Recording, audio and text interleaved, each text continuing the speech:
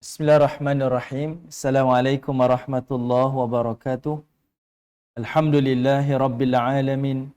Nahmaduhu wa nasta'inuhu wa nastaghfiruh wa na'udzu billahi min syururi anfusina wa min sayyiati a'malina. May yahdihillahu fala mudilla lahu wa may yudlil fala hadiya lahu. Asyhadu an la ilaha illallah wahdahu la syarika lah wa asyhadu anna Muhammadan abduhu wa rasuluh. Amma ba'. Alhamdulillah, pertamanya kita syukur pada Allah Subhanahu Wa Taala di atas kesempatan yang Allah izinkan kepada kita pada pagi ini untuk sama-sama kita duduk di dalam halaqah ilmu. Mudah-mudahan Allah Subhanahu Wa Taala melimpahkan kebaikan, kerahmatan, ketenangan dan juga keberkatan dalam kehidupan kita insya-Allah. Dan semoga Allah Taala membimbing kehidupan kita dengan ilmunya sehingga kita mendapat taufik dan hidayah daripada Allah. Seterusnya kembalinya kita kepada Allah di hari akhirat nanti dalam keadaan Allah menerima seluruh amal soleh yang telah kita lakukan dan Allah juga mengampuni dosa-dosa yang telah kita lakukan insya-Allah. Baik, tuan-tuan, puan-puan, ibu-ibu, ayah yang dirahmati Allah Subhanahu Wa Taala, insya-Allah untuk hari ini sambungan kita pada surah Hud, surah yang ke-11, dan kita akan tengok terus pada ayat yang ke-64. Ayat yang ke-64. Nanti saya nak datangkan pada tuan-tuan kesimpulan kenapa Allah datangkan kisah-kisah Nabi ni, dan semua kisah Nabi ni ada mesej sebenarnya kepada Nabi SAW dan golongan Quraisy dan juga kepada kita semua secara umumnya. Baik, pertamanya kisah para Nabi yang disusun oleh Allah bermula daripada Nuh, kemudian diikuti dengan Nabi Hud alaihissalam, kemudian Nabi Saleh, kemudian selepas tu adalah Nabi Ibrahim, Nabi Lut, kemudian Nabi Shu'aib dan juga Nabi Musa AS. Semua yang disusun ini adalah mengikut aturan masa dia. Ikut zaman dia lah. Bermula daripada zaman Nabi Nuh, kemudian diikuti dengan Nabi Hud, kemudian Nabi Saleh, diikuti dengan Ibrahim, Lut, kemudian Shu'aib dan juga Musa. Yang ini semuanya mengikut aturan zaman secara teratur. Okey. Baik, setelah Allah Taala sebutkan kisah Nuh dan juga kisah Hud yang menjadi pengajaran kepada kita, sekarang ni perbincangan kita adalah berkaitan tentang Nabi Saleh alaihi salam. Nabi Saleh alaihi salam duduk di utara Madinah yang dikenali sebagai Al-Hijr, dan dia adalah generasi yang hidup selepas kaum 'Ad ataupun kaum Nabi Hud alaihi salam. Okey, kita tengok sebelum ayat 64 tu, tengok ayat 62 dulu. Setelah Nabi Hud alaihissalam, Nabi Saleh alaihissalam berdakwah kepada kaum dia dengan dakwah yang sedikit panjang. Yang ni kita dah bincangkan ayat 61 tempoh hari, iaitu perkembangan manusia mula berkembang dah. Kalau kita tengok daripada Nabi Nuh berpindah kepada Nabi Hud, kemudian berpindah ke Nabi Saleh, starting dakwah dia tak sama dah. Pada Nabi Nuh dicerita, saya ni nazir, dia kata, saya ni pemberi peringatan. Masuk kepada kisah Nabi Hud alaihi salam, dia mula panjang sedikit, iaitu dia berpesan, iaitu memperhambakanlah diri kepada Allah, dan dia bagi tahu, saya tak minta upah. Kenapa? Sebab kaum Nabi Hud alaihi salam ini adalah satu kaum yang dikenali sebagai kaum yang hidup mewah. Allah beri dia ilmu, dan mereka ni dikenali sebagai golongan yang Atlantis of the Sand lah. Sebab dia duduk di kawasan Sahara yang luas, tetapi dia membina tamadunnya di kawasan tersebut. Okay? Bahkan diberikan nikmat dari sudut kekuatan, ladang-ladang yang subur dan sebagainya lah. Jadi Nabi Hud AS bagi tahu pada kaum dia, saya dakwah ni bukan kerana upah, bukan kerana nak kemuliaan, bukan kerana nak jawatan. Okay.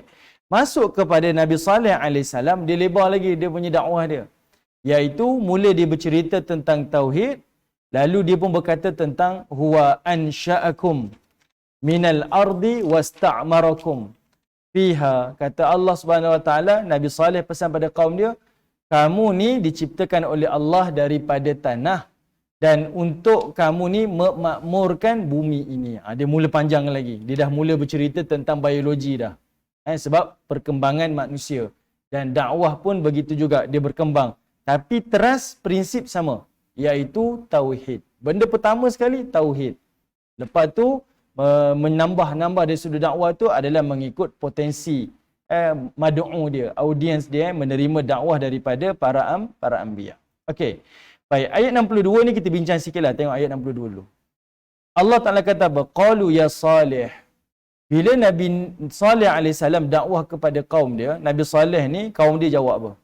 Qad kunta fina marjuwan qabla hadha.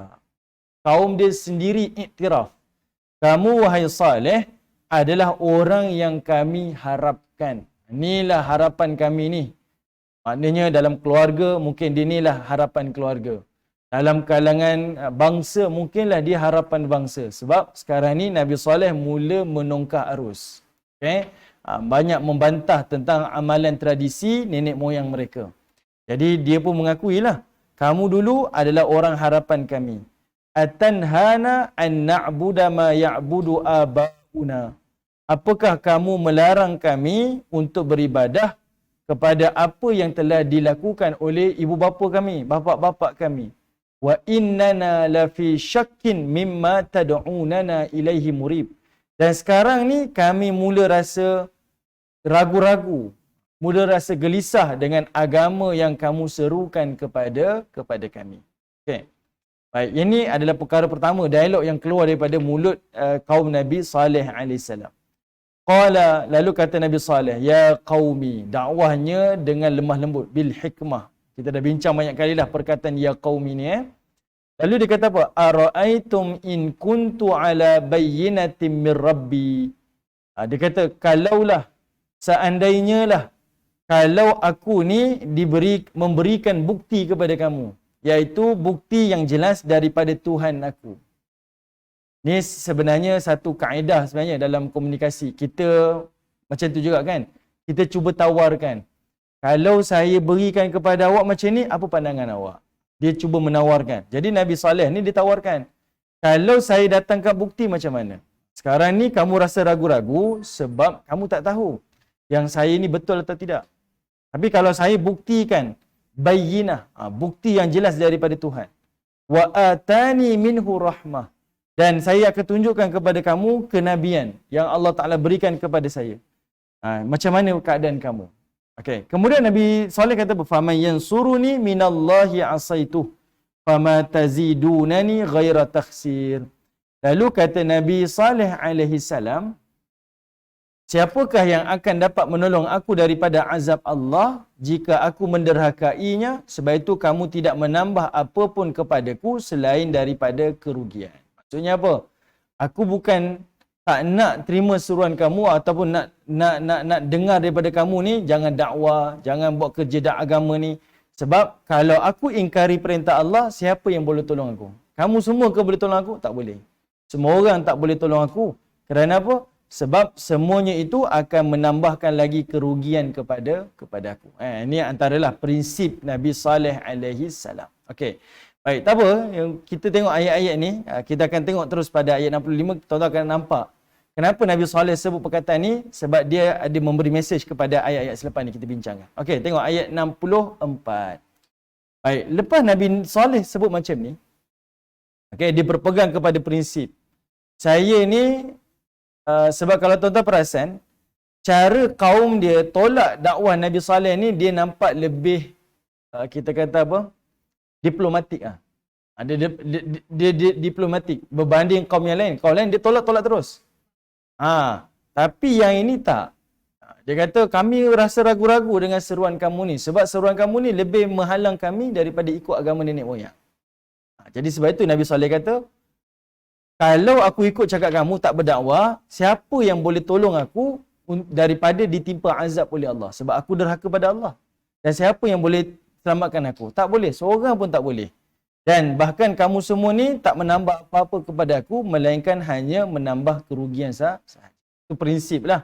Berdiri di atas prinsipnya sendiri. Okey.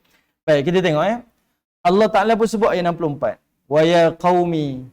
Kata Nabi Saleh alaihissalam, wahai kaumku, hadhihi naqatullahi lakum ayah. Dia kata, ini adalah unta Allah kepada kamu ayah. Okey, ayah dekat sini kita sebutlah dia bukan ayat Quran Dia bermaksud adalah tanda-tanda kekuasaan Allah. Sebab itu kita sebut ayat selalunya di dalam Quran ni adalah merujuk pada tanda-tanda kekuasaan Allah. Dan lebih spesifik lagi, ayah dekat sini artinya mukjizat. Okay, mukjizat. Ini adalah unta Allah kepada kamu sebagai mukjizat. Fadharuha, dan bergilir-gilirlah, takul fi ardillah wala tamassuha bisu'in fayakhuzakum azabun qarib. Kata Nabi sallallahu alaihi wasallam, bergilir-gilirlah dan biarkanlah dia makan di bumi Allah dan jangan kamu mengganggunya dengan gangguan apapun yang akan menyebabkan kamu ditimpa azab yang dekat. Okey. Spesialnya dekat sini, unta Allah ni disebut sebagai naqatullah. Naqatullah, unta Allah. Apa-apa sahaja yang disandarkan dengan Allah, artinya dia special. Seperti kita sebut, ni Baitullahil Haram. Kan? Itu maksudnya ni special lah. Masjidil Haram ni special. Kelebihan dia tak sama. Ini adalah Nabiullah. Ini Nabi Allah ni. Membawa khabar-khabar daripada Allah. Dia special. Ini Rasulullah. Ni utusan Allah. Special. Termasuklah Naqatullah. Ini adalah unta Allah.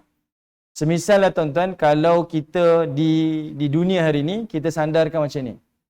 Yang ini adalah, kita kata, ini adalah penasihat. Biasa je. Tapi ini adalah penasihat diraja. Ada perkataan diraja belakang. Special lah. Sebab dia diraja. Ini mufti. Ini mufti diraja. Ini kan tuan-tuan, kedudukan dia tak sama dah. Ini pegawai. Ini pegawai diraja. Pegawai istana. Perkataan tu memberikan kelebihan lah kepada unta ni. Allah Ta'ala sebut ini untanya Naqatullah. Ini unta Allah. Dan Allah Ta'ala kata apa? Unta ni kamu biarkan dia makan. Tapi Allah sebut perkataan fadharuha. Unta tu biar dimakan bergilir-gilir. Maksudnya, unta ni kata Dr. Salah Abdul Fattah Al-Khalidi, ni seorang ulama dah almarhum dia, baru je meninggal. Dia kata apa? Unta ni antara tanda mukjizat dia, dia ada satu telaga di Al-Hijr, kawasan Madian Saleh ni, ada satu telaga. Unta ni dia boleh minum air di telaga tu sampai habis. Sebab sumber minuman kepada kaum Samud ni, telaga ni lah. Dia boleh minum sampai habis, kering. Tak ditinggalkan untuk manusia, tak ditinggalkan untuk ternakan di Madian Saleh. Semuanya akan diminum. Tetapi, gantian daripada Allah, orang ketika itu akan minum susu daripada unta. Dulu kamu minum air perigi, air tawar. Sekarang kamu minum air yang ada perisa, iaitu air susu unta tu. Digantikan. Esok pula unta tak minum dah. Kamu pula minum daripada ataupun ambil keperluan daripada air perigi. Lusa balik unta minum air perigi. Kamu ambil pula air susu unta tersebut. Macam itulah Allah Ta'ala gilirkan kesempatan di antara kaum Madian Saleh ni, kaum Thamud dengan juga unta yang Allah beri. Unta seekor je. Seekor je. Unta seekor. Masa dia request kepada Nabi Saleh ni, dia nak gunakan diplomasi kan. Dia kata, Nabi Saleh, kalau betul kamu ni Rasul, nak tunjukkan kamu punya bayyinah min Rabbi tu, cuba kamu datangkan seekor unta putih. Unta warna apa tuan-tuan? Dia minta unta putih. Dalam minta putih, dia minta untanya putih. Kemudian dia minta bunting 10 bulan. Unta kan dia mungkin dalam 10 atau 11 bulan Sebab unta yang paling mahal sekali, unta yang dalam keadaan bunting nak bersalin. Itu paling mahal. Kan kita pernah baca tafsir surah At-Takwir, wa idzal isyaru uttilat. Allah kata, dan apabila unta-unta akan ditinggalkan. Ini tanda kiamat. Kenapa Allah sebut unta tu dengan perkataan isyar? Sebab unta tu adalah unta yang 10 bulan bunting. Isyar daripada perkataan asyara. 10 bulan. Sebab bagi orang Arab zaman tu, unta yang bunting nak bersalin ni, unta yang sedang jadi mesin duit dia lah. Sebab beranak anak tu nanti jadi duit lagi. Kan? Dia jadi mahal. Yang sentiasa diperhatikan lah. Dijaga rapi. Jadi dia kata, saya nak unta putih. Unta betina. Unta yang bunting 10 bulan. Kemudian unta tu banyak susu. Ada macam-macam lah yang dia request. Dan lagi special, saya nak unta tu keluar daripada batu ni. Jadi Allah Ta'ala perkenankanlah semua hajat daripada kaum Thamud. Okey. Baik. Jadi arahan daripada Nabi Saleh mudah aja. Pertama, bergilir. Minum di perigi tu bergilir dengan unta tu. Yang kedua, jangan sentuh dia. Itu arahan yang mudah daripada Nabi Saleh AS. Lalu, okey, kita nak tengok detail sikitlah cerita ni. Okey, tuan-tuan boleh tengok surah Al-A'raf. Tengok surah Al-A'raf ayat 73. Kita tengok surah Al-A'raf. Surah Al-A'raf, surah yang ke-7. Surah ke-7 ayat 73. 73. Okay, kita tengok sikit. Allah kata apa? Wa idza thamud akhahum salihah. Dan Samud, saudara mereka Saleh. Saudara dekat sini adalah saudara nasab. Saudara dari sudut keluarga dia. Qala ya qaumi ibudullaha ma lakum min ilahin ghairuh. Qad ja'atkum bayyinatun min rabbikum. Hadhihi naqatullahi lakum ayah. Ni saya tak bincang, ni ayat yang sama juga. Fadharuha ta'kul fil ardillah.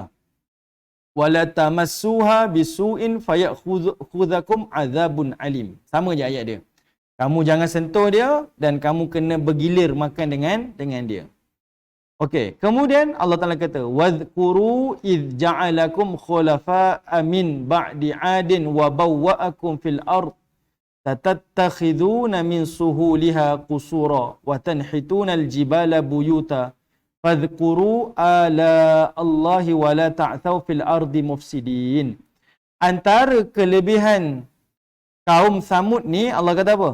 Pertama, iaitu mereka ni telah membina istana-istana di tanah yang rata. Ini kelebihan dia.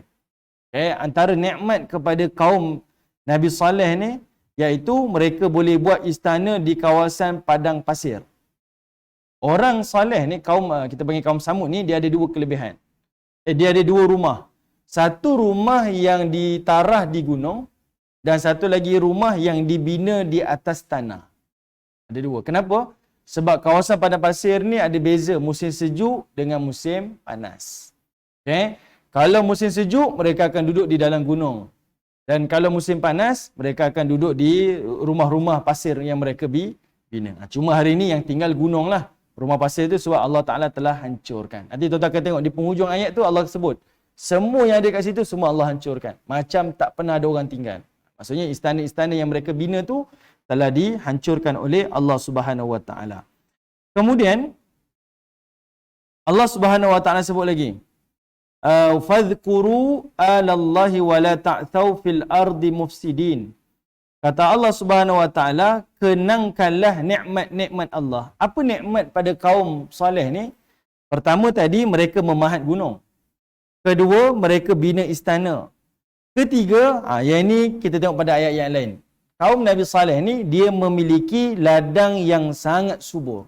Tuan-tuan boleh bayangkan macam mana padang pasir tu, dia ada teknologi yang dia boleh buat satu ladang yang sangat subur. Dan dia mengeluarkan sumber air yang akan menyiram tanaman-tanaman mereka. Daripada tanaman tu, menghasilkan buah-buahan dan makanan-makanan yang melimpah dan berkualiti. Okay? Ini sebenarnya disebutlah di dalam kitab tafsir yang lain. Saya cuma ringkaskan je. Okay. Baik. Ini antaralah kelebihan-kelebihan. Sebab itu Allah kata, fadhkuru. Ingatlah, kenangkanlah nikmat-nikmat yang Allah berikan kepada kamu. Okey, baik. Ayat berikutnya Allah kata apa lagi? Qalal mala'ul ladzina istakbaru min qaumih. Ketua-ketua mereka. Allah guna lagi perkataan malak. Malak Malak ni berapa orang tuan-tuan? Pada kisah Nabi Saleh ni, malak ni ada 9 orang. 9 orang malak ni. Pembunuh yang membunuh unta Nabi Saleh ni namanya Qudar bin Salif. Ada 9 orang tu seorang yang pembunuh. Yang lain tu diam je. Okey? Tapi 9 orang ni lah yang paling sombong. Lilladzina istud'ifu liman amana minhum ata'lamuna anna salihan mursalun min rabbih. Qalu inna bima ursila bi mu'minun, kata Allah Ta'ala. Kata Allah Ta'ala, orang-orang pemimpin yang sombong ini berkata pada orang yang dipandang lemah, iaitu orang yang beriman di antara mereka, tahukah kamu bahawa Saleh itu diutus dari Tuhannya? Mereka jawab apa? sesungguhnya kami beriman dengan apa yang ia diutus untuk menyampaikannya. Dekat sini tuan-tuan boleh perhatikan. Mereka kata apa? Qalu inna bima ursila bihi mu'minun. Ayat ni tuan-tuan kena perhatikan. Dia sangat besar maksud dia. Iaitu kaum Nabi Saleh ni yang beriman kepada Nabi Saleh, mereka beriman bukan sebab melihat unta Nabi Saleh. Dia beriman kerana wahyu daripada Allah. Okey. Jadi sebab itu tuan-tuan, dalam hal agama ni kita tak beriman kerana melihat mukjizat. Oh, cerita tentang Isra Mi'raj lah. Oh, kalau ni dia bukan macam tu, tengok bulan. Kalau orang mula start macam tu tuan-tuan, percayalah, sukar sebenarnya dia untuk beriman. Sebab kebenaran itu hanya diukur melalui wahyu yang Allah turunkan kepada baginda Nabi ataupun para rasul yang terdahulu. Mukjizat tu tujuan dia apa? Adalah untuk melemahkan hujah-hujah. Bukan tengok mukjizat, oh saya beriman dengan dia. Kalau tidak, kita akan tertipu. Siapa yang ahli sihir, kita akan tertipu bagaimana rasul. Sebab manusia tak boleh beza antara mukjizat dengan sihir. Okay? Yang mereka boleh dapat kebenaran adalah melalui wahyu Allah. Sebab itu kaum yang beriman tu kata, kami ni beriman apa yang telah diwahyukan kepada Nabi Saleh alaihissalam. Qala allazina istakbaru inna billadzi amantum bihi kafirun. Lalu pemerintah tu berkata, sesungguhnya kami tetap ingkar akan orang yang kamu beriman kepadanya. Fa'aqarun naqata wa'atau an amri rabbihim wa qalu ya salihu timna bima ta'iduna in kunta minal mursalin. Lalu mereka pun menyembelih unta itu dan mereka derhaka terhadap perintah Allah sambil mereka berkata, wahai Saleh, datangkanlah azab yang engkau telah janjikan kepada kami jika engkau benar rasul yang diutus oleh Tuhan. Fa'akhadathumur rujfatu fa'asbahu fi darihim jathimin. Oleh itu mereka pun dibinasakan dengan rajfah. Rajfah ni iaitu gempa bumi. Dan mayat-mayat mereka pun tersungkur di tempat tinggal mereka masing-masing. Fatawalla anhum wa qala ya qaumi laqad ablaghtukum risalah rabbi wa nasahtu lakum walakin la tuhibbuna nasihin. Maka Nabi Saleh pun meninggalkan mereka sambil berkata, wahai kaumku, aku telah menyampaikan kepada kamu utusan Tuhanku dan aku telah beri nasihat kepada kamu, tetapi kamu tak nak terima nasihat, tidak suka kepada orang-orang yang memberi nasihat. Okey, ini antara cerita. Sebelum kita tengok unta, tiba-tiba disembelih je. Jadi kita tak nampaklah ceritanya. Ini antara cerita yang Allah Ta'ala sebut di dalam surah Al-A'raf. Okey, ada dialog-dialog ketika itu di antara Nabi Saleh dengan kaum dia. Okey. Macam mana?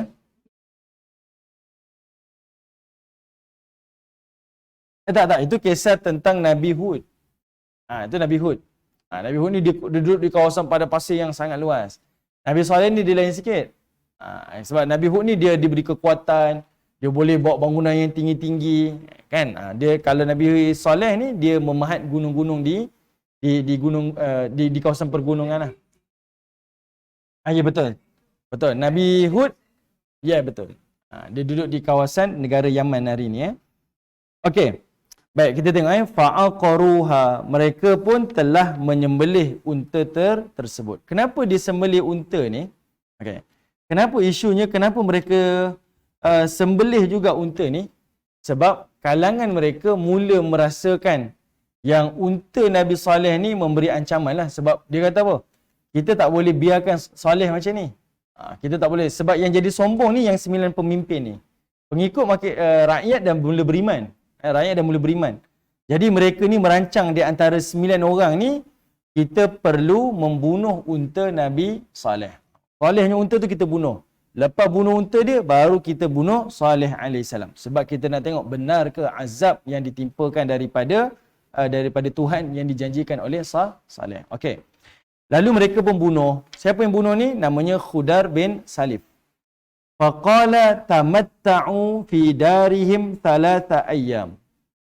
Thalathata ayyam. Dekat sini Allah Subhanahu Wa Taala kata apa? Nabi Saleh pun menyebutkan, bersukarialah kamu sekalian di rumah kamu selama 3 malam, 3 hari. Tamatta'. Tamat Tamatta' ni tuan-tuan, kita sebut daripada perkataan mata'. Bersenang-senanglah. Ni haji tamattu' kita kata. Haji tamattu'. Tamatta'. Kamu bersenang-senanglah. Berehat-rehatlah di rumah kamu tu selama 3 malam. Zalika wa'dun ghairu makdzub, kata Nabi Saleh alaihi salam. Iaitu ini adalah janji yang sekali-kali tidak akan didustakan. Inilah janji yang tidak akan didustakan kepada mereka. Lalu disebutkan falamma jaa amruna najjayna salihah walladzina amanu ma'ahu birahmatin minna wa min khizyin yawma idzin inna rabbaka huwal qawiyyul aziz. Lalu kata Allah Ta'ala, maka telah datanglah azab kami. Kami selamatkan Nabi Saleh dan juga orang-orang yang beriman yang bersamanya dengan rahmah kami.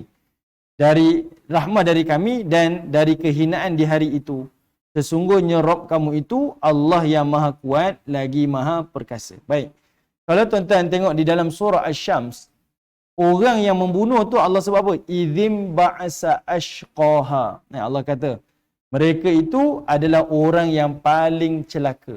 Yang bunuh seorang tuan-tuan Tapi azab tu ditimpakan kepada seluruh kaum Nabi Saleh, kaum Samud. Jadi kita dah pernah bincang dulu dalam surah Al-Qamar, kita dah pernah sebut dah. Surah Asy-Syams pun kita pernah sebut dah tuan-tuan. Apa perkaitan dia? Yang bunuh ni seorang, Hudar nama dia. Tetapi azab ni Allah timpa kepada seluruh kaum Nabi Saleh. Kenapa jadi macam ni?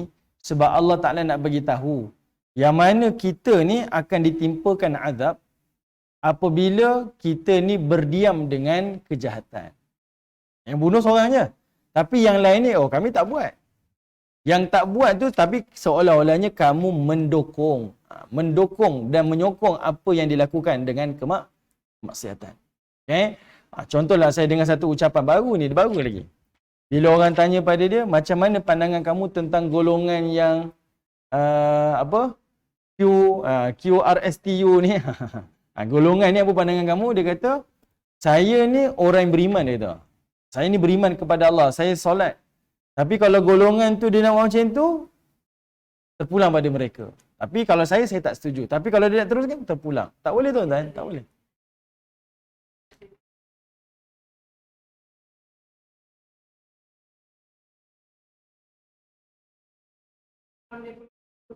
Oh ya ke? Dekat mana? Oh ya. Benda tu berjalan sampai sekarang kan? Yes.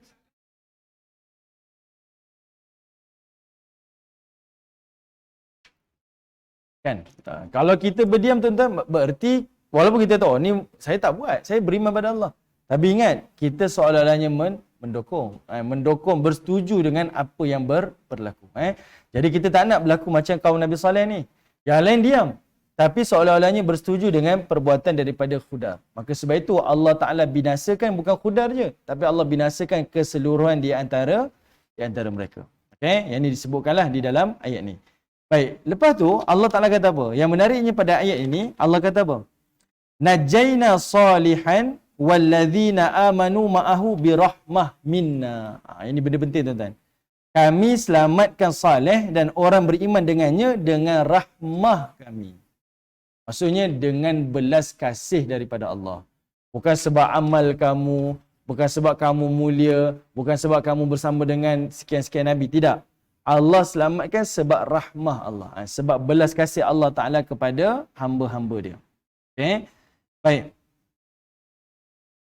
Inna rabbaka huwal qawiyyul aziz. Dan Allah itulah yang maha kuat lagi maha perkasa. Sebab apa kuat dan perkasa? Sebab apa yang Allah berkehendak, tidak ada sesiapa yang boleh menghalang. Tak ada orang boleh campur tangan dan tak ada orang boleh halang. Allah melakukan mengikut kepada kehendaknya.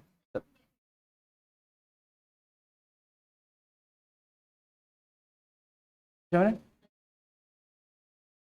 Ada, patah balik surah Hud. Patah balik surah Hud.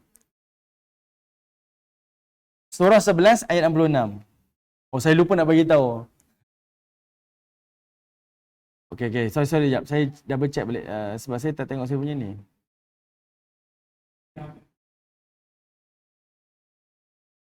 Okey. Okey, tuan-tuan yang dirahmatillah. Tengok lagi tuan-tuan. Allah Ta'ala sebut apa lagi?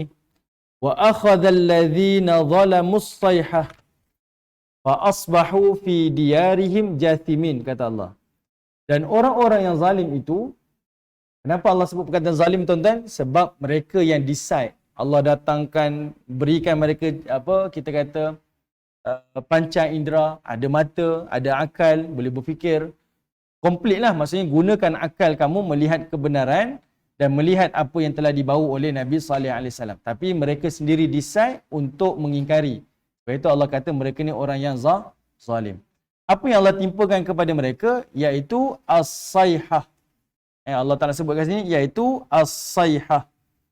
As-sayhah dekat sini tuan-tuan adalah merujuk kepada satu macam suara ataupun jeritan yang sangat kuat. Dekat sini Allah menyebutkan dalam bentuk masdar dan di situ ada huruf ta marbutah. Ta marbutah ni maksudnya dia adalah azab yang Allah datang sekali je, tapi berjaya menewaskan keseluruhan daripada kaum Thamud. Okey.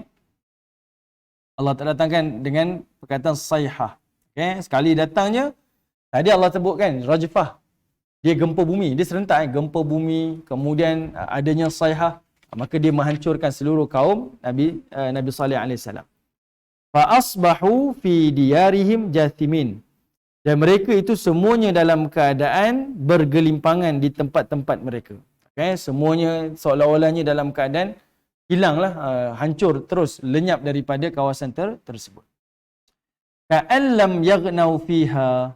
Lalu kata Allah Subhanahu Wa Taala, seolah-olahnya mereka belum pernah berdiam di tempat tersebut. Maksudnya seolah-olah lepas azab tu ditimpakan pada mereka dengan gempanya, dengan satu petir ataupun pekikan yang paling kuat, menyebabkan kawasan tu seolah-olahnya tidak ada orang pernah tinggal. Dan tuan-tuan pun datang kawasan tu, tuan-tuan tengok kawasan tu hanya kawasan kosong. Kita tak nampak pun apa yang tinggal. Sebab yang tinggal hanya satu gunung ganang yang diukir macam ukiran rumah. Itu saja. Kita tengok kesan-kesan manusia tak ada, kubur-kubur tak ada. Apa lagi? Rumah-rumah istana yang dibina pun tak ada. Dia terlalu asas. Seolah-olahnya macam satu kawasan dataran, ada satu gunung. Macam tu je. Tapi kita boleh tahu kat situ ada umat yang terdahulu sebab gunung tu diukir macam rumah. Itu saja. Sebab itu Allah Ta'ala sebut, ka'allam yaghnau fiha. Okay? Kamu tengok seperti seolah-olahnya tidak ada orang yang mendiami kawasan tersebut. Ala inna thamuda kafaru rabbahum. Ala bu'dal li thamud. Sesungguhnya, Thamud itu telah kufur kepada Tuhan mereka dan ketahuilah kebinasaan itu kepada kaum Thamud. Okay, ini antaralah yang Allah Ta'ala sebut tentang kaum Thamud. Ya, saya tengah bimbang tentang charger saya tak on ni. Dia macam nak habis.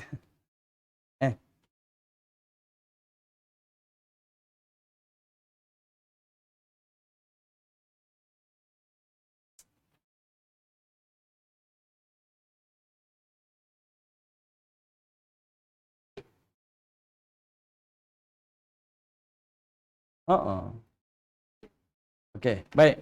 Alright. Okey, tuan-tuan yang dirahmati Allah. Kalau dekat sini tuan-tuan kita tengok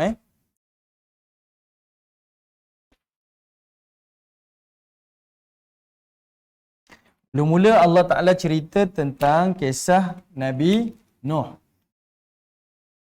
Kemudian Allah Ta'ala cerita tentang Nabi Hud. Kemudian Allah Ta'ala cerita tentang Nabi Saleh. Kemudian Allah cerita tentang Nabi Lut. Belum. Sebelum Lut ni Allah Ta'ala cerita tentang Nabi Ibrahim. Okay, Ibrahim. Kemudian baru Allah cerita tentang Lut. Lepas tu baru cerita tentang Shu'aib. Kemudian baru cerita tentang Nabi Musa. Okey. 5 ayat yang pertama ni dia ada persamaan dia. Yang ini dia berbeza, yang ini dia berbeza. Okey. Pengajaran pada 5 ayat ni, okey, sebelum itulah. Semua nabi ni starting dia Allah cerita tentang tauhid. Benda asas sekali Allah cerita pasal tauhid. Semua tuan-tuan boleh tengok. Dialog pertama yang keluar daripada mulut para nabi ni tauhid. Kedua iaitu tentang ajakan dakwah dia. Dan dakwah dia berbeza-beza mengikut perkembangan manusia. Ilmu manusia berubah daripada zaman Nuh, Hud, Saleh, Ibrahim. Lut ni dia makin berkembang. Cuma Ibrahim ni dia hanya bridge ya tuan-tuan. Allah Ta'ala tak cerita detail. Tapi dia hanya sebagai penyambung je. Okey. Daripada 5 Nabi ni tuan-tuan, persamaan dia ada 2. Iaitu mereka dakwah dengan kasih sayang. Ni tuan-tuan boleh tengok. Mereka dakwah dengan kasih sayang walaupun dia punya umat tak beriman. Sebahagian minoriti saja yang beriman. Dia tetap dakwah dengan kasih sayang. Inilah pengajaran kita. Walaupun tak beriman, para rasul ni dia tetap dakwah dengan kasih sayang. Dan yang kedua, iaitu tiada jalan keluar pada setiap keingkaran. Semua yang kufur, semua Allah azab. Dan ini sebenarnya pengajaran kepada Quraisy. Quraisy kena tahu. Dia kena tengok Nabi SAW ni sebagai orang yang membawa kasih sayang. Sebab itu Allah datangkan bukan 1 kisah, bukan 2 kisah, tapi 5 kisah. Allah datang 5 kisah. Untuk bagi tahu Rasulullah ni adalah pembawa kasih sayang. Kisah Nuh, Allah kata dia nazir.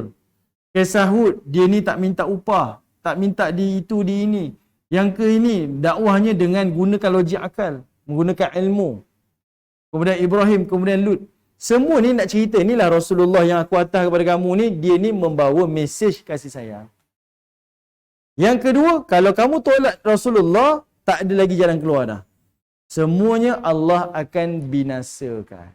Okay? Penyampaiannya dengan kasih sayang, ikut saja. Kalau kamu tolak, maka tidak ada jalan keluar. Beza dengan Syuaib ni, Allah cerita tentang ekonomi dia. Dan beza dengan Musa ni, Allah Ta'ala bicara tentang apa tuan-tuan? Nabi Musa. Iaitu kepatuhan kepada pemimpin yang membuta tuli. Okay? Ini Allah Ta'ala sebut. Kepatuhan kepada pemimpin yang membuta tuli. Sampai dia tak tahu yang Fir'aun ni bagi arahan pada rakyatnya dengan arahan yang batil. Kalau tuan-tuan tengok detail tuan-tuan, dekat Lut ni dia jadi bridge. Sebab kat pada Lut ni tuan-tuan, Nabi Nuh dia ada tamadun dia. Hud ada tamadun dia. Saleh ada tamadun dia. Ibrahim dengan Lut ni dia serentak satu zaman. Lut ni Allah Ta'ala tak sebut tentang nikmat dia. Dia terus sebut tentang kejahatan dia. Nabi Lut ni Allah sebut tentang kejahatan dia. Selain yang tuan-tuan tahu dia ni homoseksual, tapi dia orang ni ada penyakit, macam-macam penyakit. Antaranya iaitu penyakit suka zalimi orang, suka mengumpat, suka keji, suka mengata, suka bla bla bla bla. Dia dah mula start buat macam-macam penyakit kat sini. Penyakit hati, penyakit fizikal semua. Dan diteruskan pada zaman Syuaib dan diteruskan pada zaman Musa. Semua ni semua ada pada Quraisy. Semuanya. Ini Allah Ta'ala susun. Yang ini kita tahu umat dia macam mana. Kelebihan umat dia. Ni kelebihan. Tapi start kat sini kita tak tahu. Lut apa kelebihan dia? Tak tahu. Allah tak sebut. Dia ni bina tamadun ke, dia ada bina rumah ke, ada di pahat gunung ke, tak ada. Tak disebut. Tapi hanya disebut keburukan dia. Sebab dia paling banyak melakukan keingkaran dan kemaksiatan. Okey. Yang ini rosak dari sudut akidah. Yang ini dia rosak start daripada benda-benda yang lain lah. Penyakit hati, penyakit mulut dan sebagainya. Sampailah ke Syuaib kepada Musa. Okey. Baik. Sebenarnya ini dia sebenarnya mesej yang kita kata menyeluruh sebenarnya tentang keingkaran para umat terdahulu kepada para anbiya. Kita ingat nampak macam sama tuan-tuan setiap kisah ni sebenarnya dia tak sama. Dia merangkumi seluruh penyakit-penyakit yang ada pada umat. Ada orang yang ada masalah akidah tapi akhlak dia elok. Tapi ada umat yang akidah rosak, akhlak pun rosak. Ini Allah Ta'ala sampaikan mesej ni kepada kita. Okey, baik. Tuan-tuan yang dirahmati oleh Allah. Lepas kisah Nabi Saleh ni, Allah Ta'ala cerita tentang kisah Nabi Lut. Lepas Nabi Saleh, kisah Nabi Lut. Tetapi Allah Ta'ala telah celahkan kisah Nabi Lut ni dengan kisah Ibrahim. Okay, Allah kisahkan, sebelum kisah Lut ni, Allah kisahkan dengan Nabi Ibrahim. Kenapa Allah cerita tentang Nabi Ibrahim, tuan-tuan? Sebelum kisah Lut. Kisah Ibrahim ni Allah tak cerita pun kaum dia dihancurkan ke, tak cerita pun. Tapi Allah Ta'ala sebut cerita Ibrahim sebelum kisah Lut. Kenapa? Tak tahu. Okey. Sebabnya Ibrahim dan Lut ni dia adalah Lut ni dia namanya Lut bin Haran bin Tarah. Itu nama dia. Yang mana bapa Lut ni adalah saudara kepada Ibrahim alaihissalam. Kita tahu mereka ni Bani Israel yang mana mereka ni adalah menjadi rasul mengikut keturunan. Lepas tu Nabi Ibrahim dia tak ada anak. Anaknya seorang je Ismail. Anaknya Ismail, dia tak ada keturunan. Tak ada keturunan. Siapa anak Ismail? Bisa ada tak anak Ismail? Ada Ismail ada anak tak? Tak ada kan? Nanti tuan-tuan akan tengok sebelah Bani Israel ni dia special sikit. Ada? Tapi semua tak jadi rasul kan? Dia tak jadi rasul. Nanti saya tunjuk pada tuan-tuan. Nanti tuan-tuan akan tengok Allah Ta'ala ada sebut keturunan Nabi Ibrahim ni Allah Ta'ala sebut pada ayat lepas ni. Kita akan tengok keturunan mereka. Okey, tak apa. Kita tengok dulu Nabi Ibrahim dan Nabi Lut ni, kiranya Nabi Lut ni adalah anak saudara kepada Nabi Ibrahim alaihissalam. Dia sezaman tuan-tuan sezaman. Jadi sebelum cerita Nabi Lut, Allah cerita dulu tentang Nabi Ibrahim alaihissalam. Okey. Apa ceritanya? Kaitannya iaitu sebelum datangnya malaikat ni ke perkampungan Sodom ataupun perkampungan Nabi Lut, malaikat ni singgah dulu jumpa dengan Ibrahim alaihissalam. Dia bawa mesej dulu. Ada dua mesej yang mereka nak sampaikan kepada Ibrahim. Sebelum mereka ke kampung Lut, mereka singgah dulu berjumpa dengan Ibrahim alaihissalam. Tengok walaqad ja'at rusuluna Ibrahim bil bushra. Kata Allah Subhanahu wa taala, dan sesungguhnya utusan-utusan kami. Di sini disebut utusannya dalam bentuk jamak. Utusan-utusan kami. Siapa utusan dekat sini tuan-tuan? Bukan Rasul. Tetapi sebenarnya adalah utusan daripada kalangan malaikat. Inilah malaikat yang hancurkan kaum Sodom tu nanti. Yang akan angkat kaum Sodom ni lalu diterbalikkan macam tu. Sampai disebutkan dalam kitab, dia kata apa? Kitab, saya lupa dah. Kitab Jami' al-Bayan fi ta'wil Quran. Dia kata apa? Apa yang ada dekat bawah, semua duduk atas. Yang duduk atas, semua diterbalikkan ke bawah. Kalau lain macam dikeruk, semua yang dekat bawah duduk atas, yang atas duduk di bawah. Lalu dijunamkan macam tu. Dihempap. Inilah malaikat-malaikat ni. Ada yang kata 3 malaikat, ada yang kata 6 malaikat. Wallahu ta'ala alam lah. Ini antaralah. Okey, jadi Allah kata, yang datang pada mereka tu adalah malaikat-malaikat yang diutuskan kepada Ibrahim bil bushra, untuk membawa kabar gembira. Untuk membawa kepada Nabi Ibrahim ni adanya kabar gembira. Apa kabar gembira yang nak dibawakan kepada Nabi Ibrahim alaihissalam? Iaitu ada 2. Para ulama sebut kat sini ada 2 yang dia nak bawa kabar gembira. Pertama, tentang kelahiran keturunan Nabi Ibrahim. Ibrahim maksud ni dah ada Ismail tak? Ada dah. Ismail masa ni dah ada dah. Cuma waktu tu Ismail telah diwahyukan oleh Allah untuk disembelih lah. Untuk disembelih. Jadi nak bagi tahu adanya kelahiran anak kepada Ibrahim namanya Ishak. Dan yang kedua iaitu kabar gembiranya tentang kehancuran kaum Lut.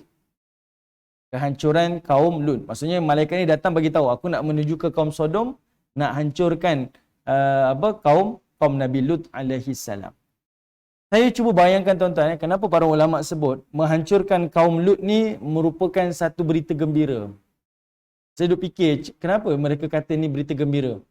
Boleh jadi tuan-tuan, seorang Rasul ni, dia ada pasukan dia, kerjanya menyampaikan dakwah. Dan golongan ni memang mengingkari. Memang mengingkari. Kita cakap macam ni, dia ingkar. Kita cakap macam ni, dia ingkar. Kita cakap macam ni, ingkar. Sampailah kita kata mereka ni memang melampaui batas. Bila mereka tewas, kita rasa macam satu kepuasan lah kot. Saya bayangkan macam tu. Sebab ulama kata, bil bushra dekat sini, kelahiran Ishak tu saya percaya, itu memang berita gembira. Tapi bila mereka kata kehancuran kaum Nabi Lut itu adalah berita gembira, saya mula fikir. Sebab memang Allah Ta'ala sebut. Dalam surah Az-Zariyat, nanti kita tengok. Surah Az-Zariyat Allah sebut. Ada 2 berita gembira yang dibawa.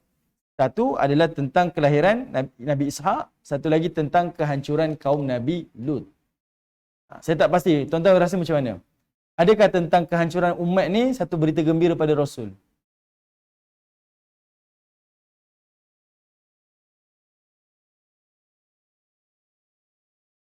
Hmm.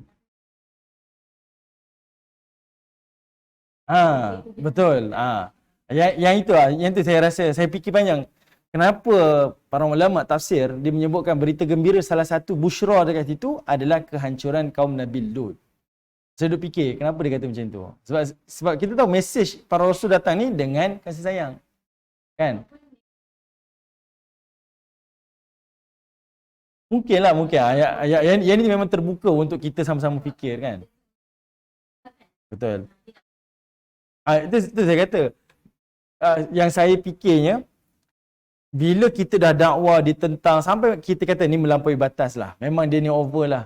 Dan bahkan mereka, kewujudan mereka ni bukan satu kebaikan, bahkan memudaratkan orang lain. Macam kaum Nabi Nuh lah. Sampai Nabi Nuh sendiri pun berdoa, matikanlah semua ni. Sebab dia tak tambah apa-apa dah. Melainkan dia akan merosakkan generasi yang akan datang. Jadi bila malaikat bagi tahu kami nak ke Sodom ni, nak hancurkan kaum Nabi Lut, disebut sebagai itulah busyra, berita gembira kepada Nabi Ibrahim AS. Saya fikir yang itulah. Saya tak kata itu satu berita gembira. Tapi bila ulama tafsir kata macam itu, saya fikir apa logiknya mereka kata itu berita gembira. Ini sama-sama kita fikirlah. Mungkinlah sebab mereka tu dah tak diselamatkan lah. Mungkinlah. Dia menambahkan kerosakan. Ataupun saya terfikir, mungkin sebab mereka ni adalah dari sudut hubungan sejenis ni merosakkan generasi. Generasi yang keluar lepas tu memang rosak. Jadi bila kata berlakunya kehancuran, mungkin wabak tak merebak, maka itu satu khabar baik lah. Mungkinlah wallahualam lah. Saya tak tahu. Saya tak pasti yang tu. Tapi disebut itulah busyra yang disampaikan kepada Nabi Ibrahim AS. Ataupun mungkin dah ada penjelasan daripada ulama tafsir, tapi saya tak sempat baca mungkin. Okey, kita tengok dulu.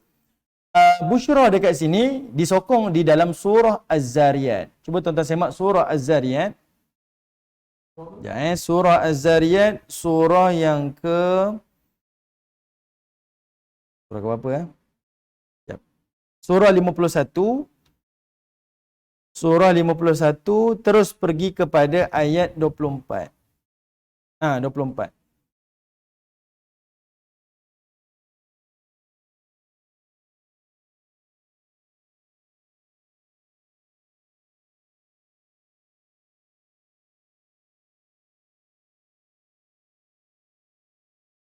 Okey, pada ayat 24 ni Allah Subhanahu Wa Taala menyebutkan iaitu ada beberapa perkara. Jap sebelum tu. Okey. Apa tuan-tuan? Saya tak sentuh ayat 24 ni. Dia sama je nanti. Nanti nampak macam redundant. Tuan-tuan tengok surah Az-Zariyat daripada ayat 24 sampailah ayat yang ke-37. Ayat 24 sampailah ayat yang ke-37.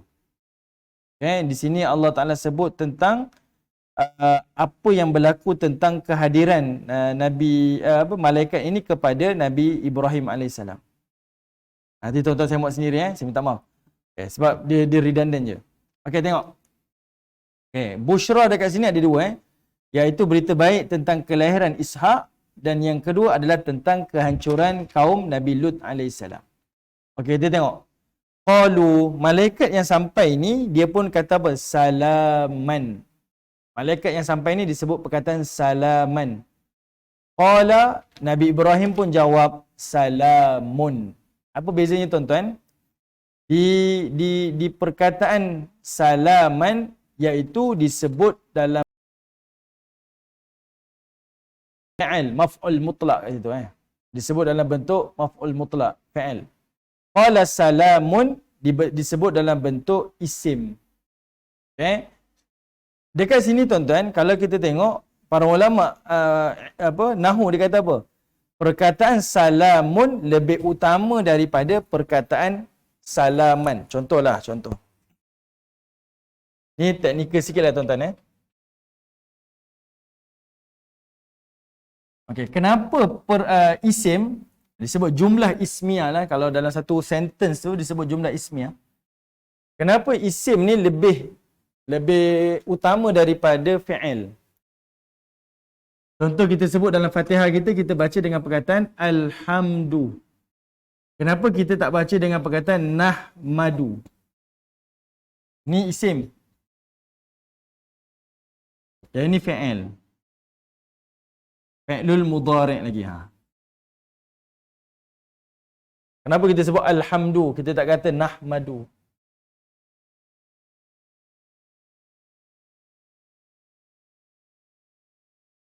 Kalau kita rasa nahmadu macam kita rasa kebersamaan kan?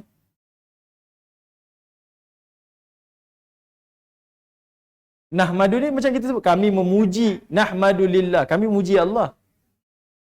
We. Okey. Dekat sini, okey, kita beri contoh yang senang faham. Nahmadu ni bila sebut fi'il, dia terikat dengan masa. Kan? Dia ada frame dia. Kalau kita sebut dalam bentuk past tense, maksudnya kami puji Allah dulu je. Sekarang tak puji dah.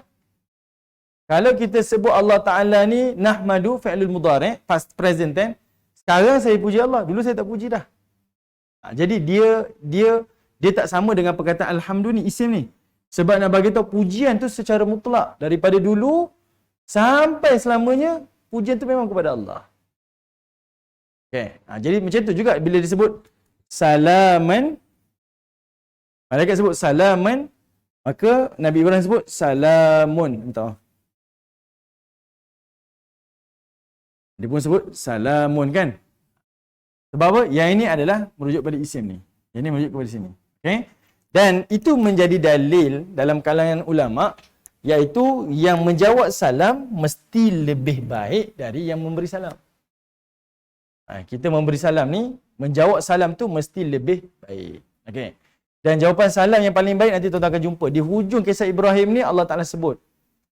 Yang kita baca Assalamualaikum warahmatullahi wabarakatuh. Yang itulah yang sebaik-baiknya. Tak perlu tambah dah.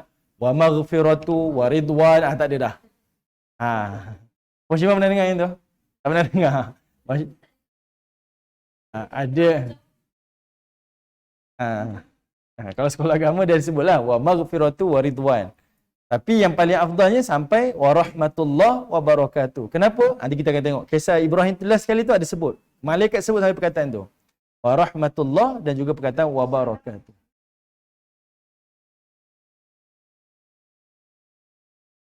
Assalamualaikum warahmatullah. Tak. Okay? Jadi ini antaralah perkara yang kita diajar. Sebab itu Nabi SAW bila dia sampai Madinah, apa yang dipesan oleh Nabi? Pertama kali Nabi bila dia naik jadi pemerintah, Nabi sebut ucapan pertama dia, iaitu daripada Abdullah bin Salam. Kan dalam riwayat Al-Imam Tirmizi Nabi sebut ada 4 benda. Nabi kata apa? Ya ayyuhan nas, wahai manusia, afshus salam, sebarkan salam, wa at'imut ta'am, beri makan, wasilul arham, hubungkan silaturahim, wasallu bil lail wan nasin niyam, solat ketika solat malam. Solat malam ketika orang lain tidur. Tadkhulu jannah bisalam, masuklah syurga Allah dengan kesejahteraan. Ucapan ni tuan-tuan, ni ucapan emas. Sebab apa? Saya bayangkan macam ni tuan-tuan. Ni musim orang nak pilihan raya kan. Nanti menang jadi menteri besar. Betul lah, menteri besar. Ayat 65. Tak, 69. 69. Ayat 69.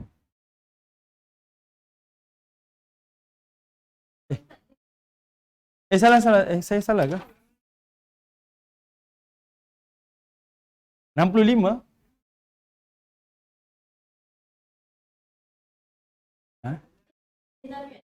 Itu surah Az-Zariyat.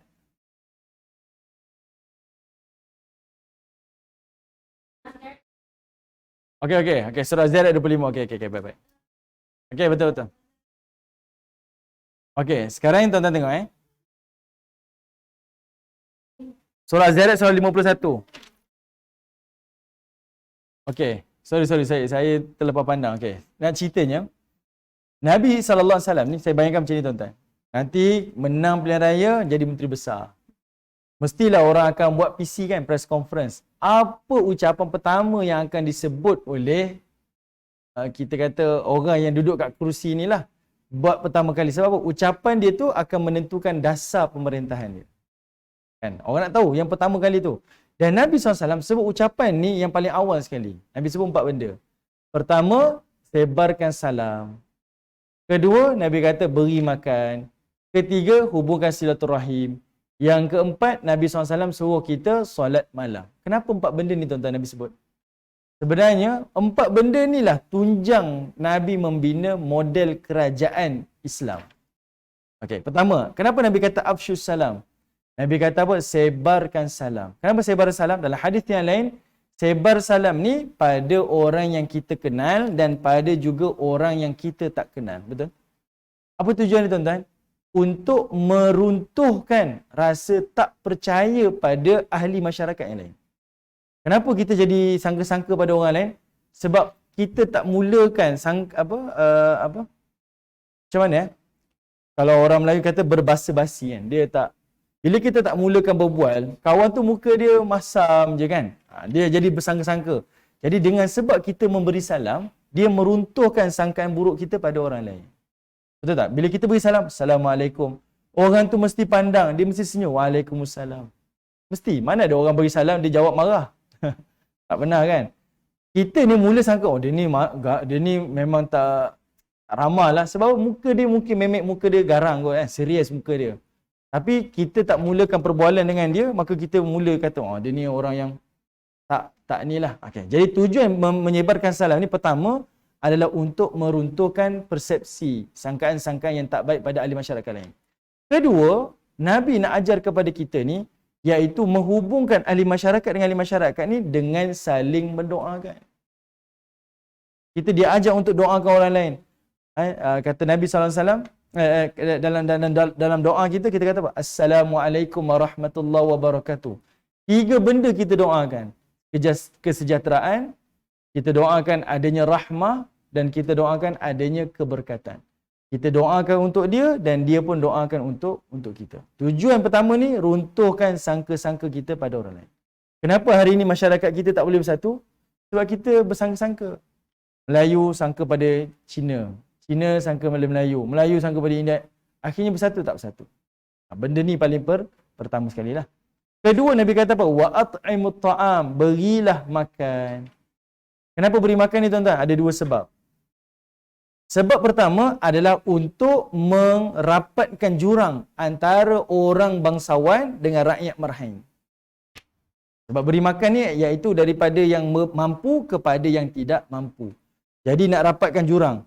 Bila orang atasan sentiasa prihatin bantu orang bawah, automatik orang bawah akan kasih pada orang atasan. Kan? Rakyat yang miskin ni akan mula bersangka baik kepada orang kaya. Sebab apa? Sebab kami ni sentiasa dibantu. Prihatin orang kaya ni kepada orang-orang miskin. Sebab itu Nabi suruh beri makan. Beri makan tu bukan sekadar beri makan je tuan-tuan. Tapi maksud dia lebih luas. Merapatkan jurang antara orang kaya dan orang miskin. Okay? Itu benda yang kita kena ingat. Dan kalau tidak ada rapat jurang ni tuan-tuan, tuan-tuan tengok. Orang miskin akan sentiasa bermusuh dengan orang kaya. Kita tengok cerita kalau di India. Bollywood. Bollywood kan? Bollywood betul, nama Bollywood kan? Yang cerita Hindustan. Yang jahat siapa watak dia? Kalau watak orang jahat. Kalau watak orang jahat, watak zalim, kaki rasuah lah, apalah. Siapa? Orang kaya tuan-tuan. Sebab apa? Orang miskin sentiasa ada sangka-sangka yang tak baik kepada orang kaya. Sebab mereka tu tak dipedulikan. Sebab jurang mereka terlalu jauh. Yang kaya dengan miskin tu terlalu jauh. Jadi bila Nabi kata wa at'imut ta'am, yang kaya mesti prihatin sentiasa cari orang miskin, bantu. Dan orang miskin sebabkan dibantu tu dia akan mula kasih pada orang kaya. Itu mesej yang Nabi nak sampaikan, rapatkan jurang. Dan automatik lah tuan-tuan, bila kita nak beri bantuan, makanan dan sebagainya kepada orang miskin, automatik orang yang berkemampuan akan lebih cakna kepada orang sekeliling dia. Bolehkah kita nak belanja, tiba-tiba pergi kedai, saya nak belanja semua orang? Mustahil lah.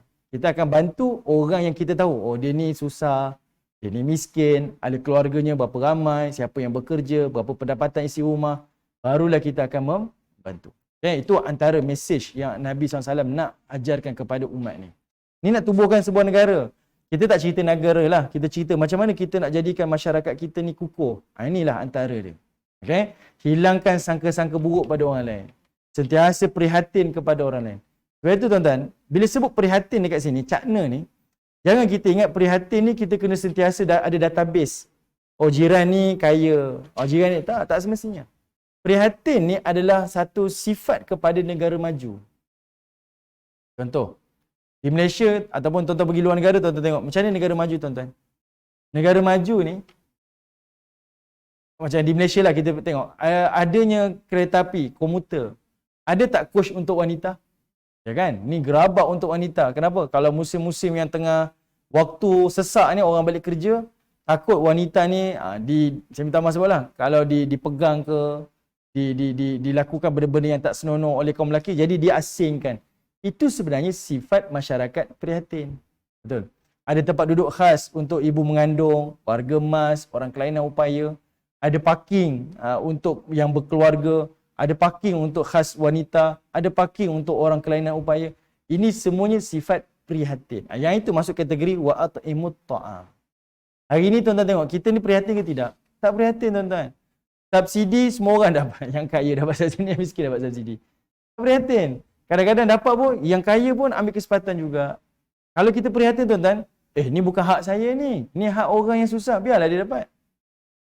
Kadang-kadang pusat zakat bagi bantuan pendidikan. Yang kaya pun pergi ambil. Yang kaya pun pergi ambil zakat ni. Sedangkan yang miskin lebih memerlukan. Nampak? Prihatin ni maksudnya lebih luas lagi. Sebab itu benda ni dalam pembangunan negara ni Nabi sebut pada peringkat awal lagi. Itu prihatin. Kemudian Nabi kata, wasilul arham. Kamu hubungkan silaturahim. Antara ahli masyarakat ni mesti ada sifat kasih sayang. Mesti ada. Macam hubungan kekeluargaan. Wasallu bil-lail wan-nasi niyam. Dan diajarkan kepada kita untuk solat malam. Okay? Solat malam ni menjaga hubungan dengan Allah Subhanahu Wa Taala. Okey, baik. Tuan-tuan yang dirahmati Allah Subhanahu Wa Taala. Jadi tuan-tuan tengok ayat 25 dalam surah Az-Zariyat, Allah kata apa? Idzakhalu alaihi faqalu salaman. Ketika para malaikat ni masuk bertemu dengan Nabi Ibrahim, lalu mereka pun mengucapkan salam. Qala salamun. Maka Nabi Ibrahim pun menjawab salam. Menjawab waalaikumsalam warahmatullah. Qaumun munkarun. Dan mereka ini adalah orang yang tidak dikenali. Nabi Ibrahim tak pernah kenal pun dia.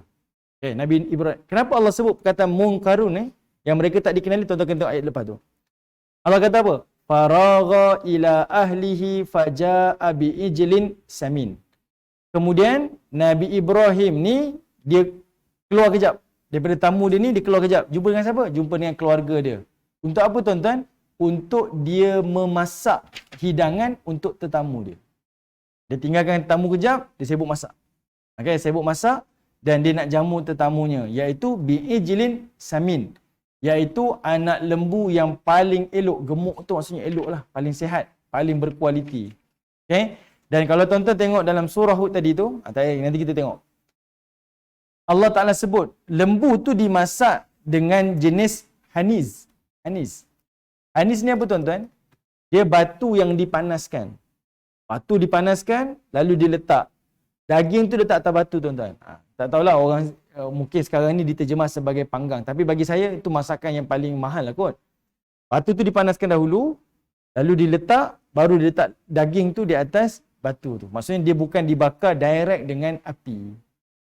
Ini kaedah. Apa yang tuan-tuan dapat kat sini tuan-tuan?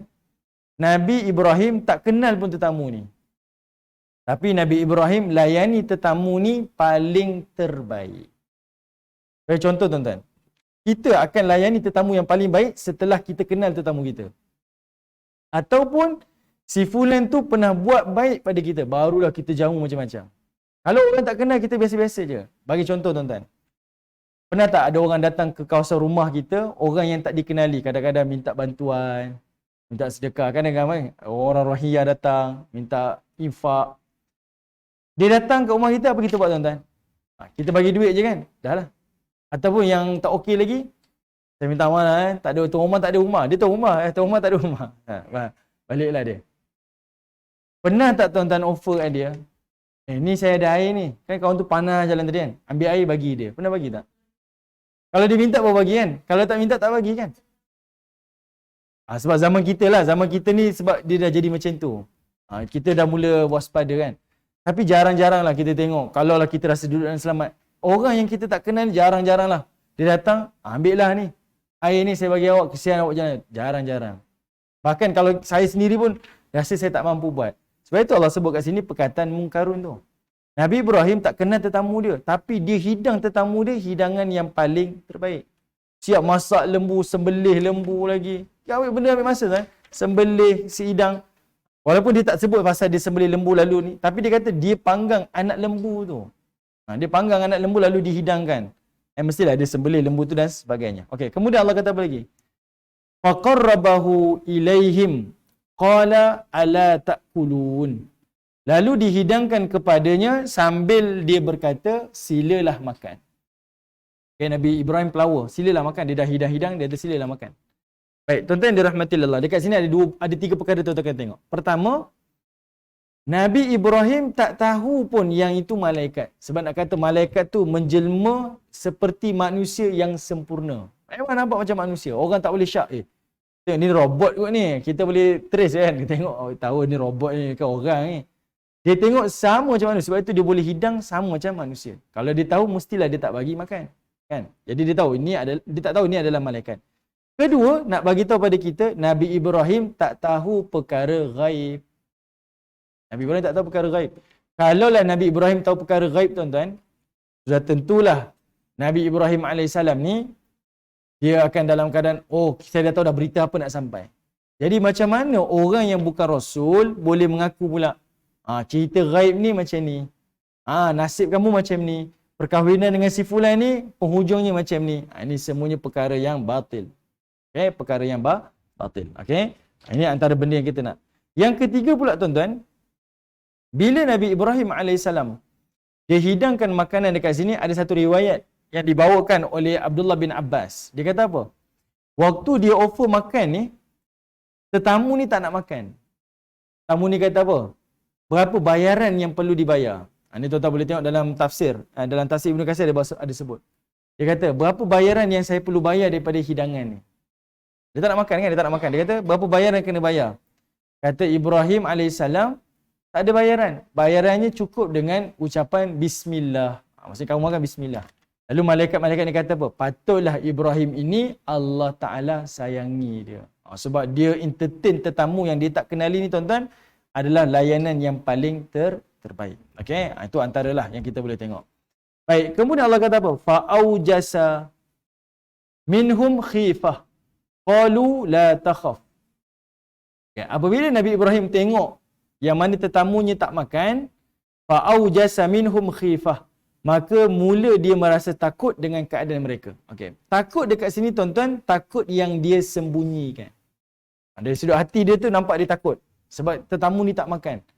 Saya baca dalam beberapa kajian tuan-tuan. Dia kata apa? Budaya Arab, kalau ada seorang tetamu dululah, tetamu datang ke rumah dan kalau tetamu tu tak nak makan, tak sentuh makanan, itu artinya tetamu ada bawa sama ada berita buruk ataupun tetamu nak bunuh tuan rumah. Itu zaman dulu punya, kira dia punya macam budaya dia macam tu. Sebab semua tetamu yang datang dia akan duyuf, semua tetamu-tetamu dan semuanya akan diikram oleh tuan rumah. Okay. Jadi bila tuan rumah dah hidang-hidang, tetamu tak nak makan. Sama ada dia bawa berita buruk ataupun dia nak bunuh tetamu. Jadi bila tak nak makan, Nabi Ibrahim khifah. Sebab tu Allah sebut dia dalam keadaan ketakutan. Cuma dia sembunyikan rasa takut tu. Okay, dia sembunyikan rasa takut. Boleh jadi kerana ungkapan yang dia sebut tu mungkin menggeletar kan? Orang takut kan? Kita boleh nampaklah. Qalu, maka para malaikat tu pun berkata, la takhaf, jangan takut. Wa basyaruhu bi ghulamin alim. Lalu dia kata apa? Kami datang ini untuk membawa khabar gembira kepada kamu.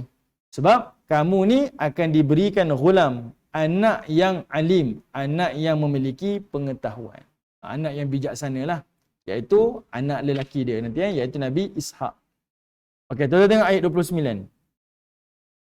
Fa aqbalat imra'atuhu fi sarrin fasahkat wajaha wa qalat ajuzun aqim. Mendengarkan berita yang gembira itu, maka datanglah isterinya sambil menjerit kehairanan. Okay? Dan dia pun menepuk mukanya. Menepuk muka ni bukan pukul-pukul tuan-tuan tapi dia macam mimpi ke ni? Dia macam realiti ke ni?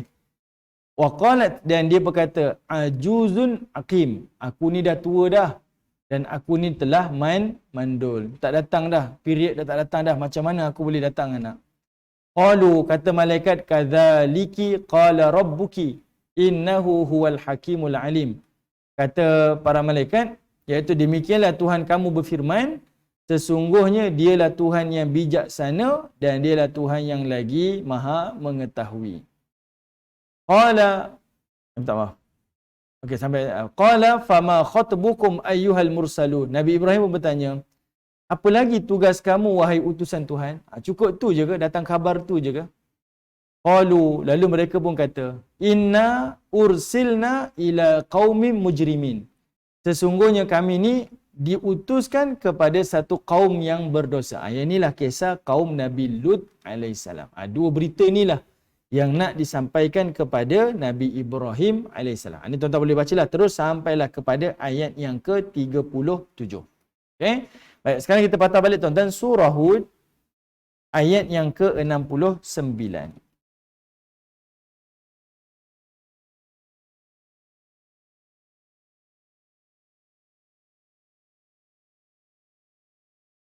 Okey.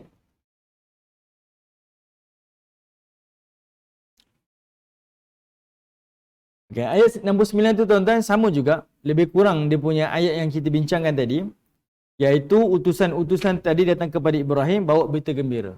Mereka beri salam dan Ibrahim alaihissalam pun menjawab salam yang lebih baik. Fama labitha an jaa bi'ijlin hanith. Lalu Nabi Ibrahim tinggalkan sebentar tetamunya dan dia datang semula dengan membawa anak lembu yang dipanggang, haniz, kan? Anak lembu yang dipanggang, hidangan yang paling terbaik pada tetamu yang mereka tidak kenal. Falamma ra'a aydiyahum la tasilu ilaihi nakirahum wa aujasa minhum khifah. Allah ulang lagi cerita sama tuan-tuan.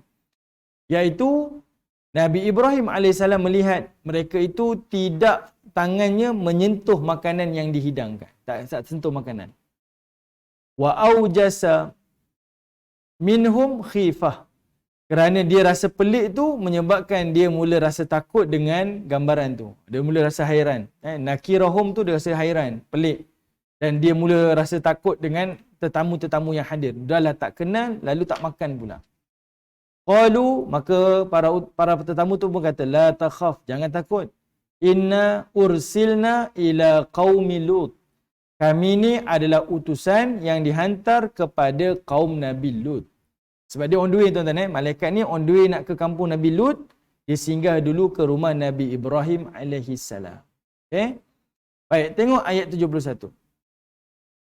Wa mra'atuhu qa'imatun fadhahikat. Yang ni saya tak sebut tadi tuan-tuan. Kalau tuan-tuan tengok ayat tadi tuan-tuan faham. Kenapa tiba-tiba isteri dia datang dengar dan berdiri dan tiba-tiba isterinya fadhahikat, ketawa. Tiba-tiba sebab dia dengar kabar gembira sebelum dicerita saya ni diutuskan kepada kaum Nabi Lut, dia bagi tahu kamu ni akan dikurniakan anak. Cerita Az-Zariyat tadilah. Baru kita fahamlah apa benda yang berlaku kan.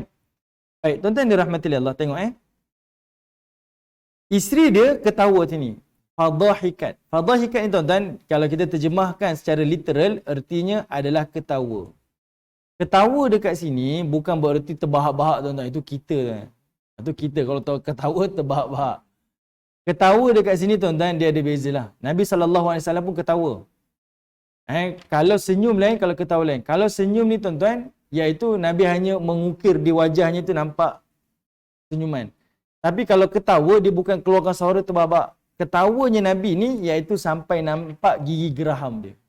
Kalau kita baca hadis selalu disebut, kalau Nabi ketawa tu sampai nampak gigi geraham. Sebabnya lapang lah. Mulut kalau senyum hanya diukir saja. Tapi kalau dia ketawa, sampai nampak giginya, sampai nampak gusinya. Itu menggambarkan dia ketawa. Tapi terbahak ke? Tak terbahak.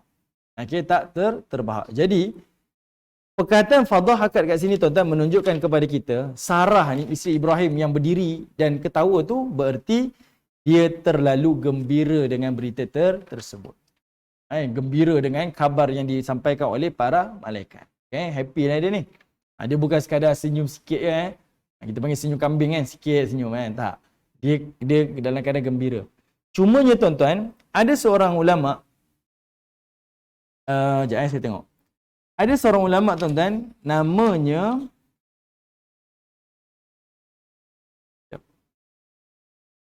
mana dia? Okey, namanya Al-Aufi. Dia bawa riwayat daripada Ibnu Abbas. Okey. Al-Aufi ni dia bawa riwayat daripada Ibnu Abbas. Dia kata apa? Perkataan fadhahikat ni tuan-tuan, ketawa dekat sini bererti Sarah didatangkan haid ketika itu. Perkataan fadhahikat tu artinya Sarah didatangkan haid. Kenapa datang haid tuan-tuan? Sebab tuan-tuan tengok dalam surah Az-Zariyat tadi, dia menjerit. Dia jerit kan? Pada ayat ni dia kata dia dalam keadaan ketawa. Nak bercerita bercampur bau lah, gembira dia mungkin terkejut. Sebab dalam riwayat kata apa? Sarah ketika itu usianya 90 tahun lebih. Ada riwayat satu lagi menyebutkan usianya dalam 6 tahun lebih. Tapi dalam bahasa muda dia berumur tuan-tuan. Berumur. Dan Nabi Ibrahim AS ketika itu usianya 100 tahun lebih. Jadi bila datang period, kalau riwayat daripada Abdullah bin Abbas, dia kata apa? Fadhahikat artinya datang period. Sudah lama dia tak datang period, menopause, tiba-tiba datang period. Mungkin perasaan itulah yang menyebabkan dia terkejut, ataupun dia gembira, ataupun dia inilah. Sebab apa tuan-tuan? Sebab Nabi-Nabi daripada kalangan Bani Israel adalah Nabi yang diutuskan melalui pertalian darah. Kalau dia Nabi, bapa mesti Nabi. Kalau bangsa Arab macam Nabi SAW, bagi dia Nabi, ayah Nabi bukan Nabi. Datuknya bukan Nabi. Tapi kalau Bani Israel, ya. Kalau dia Nabi, ayah mesti Nabi. Kalau ayahnya Nabi, mesti datuknya adalah Nabi. Okay, itu syarat dia. Okay, jadi Nabi Ibrahim menyangkakan kemungkinan dia tak ada zuriat, tapi Allah Ta'ala datangkan berita gembira, iaitu diberikan zuriat kepadanya. Fabasharnaha bi Ishaqa. Lalu dikabarkan gembira kepadanya dengan anak yang dinamakan Ishaq. Ishaq ni nama yang Allah sendiri namakan untuk anak Ibrahim AS. Wa min wara'i Ishaq, dan selepas Ishaq itu adanya Yaqub. Siapa Yaqub tuan-tuan? Cikin. Siapa Yaqub? Yaqub siapa Yaqub?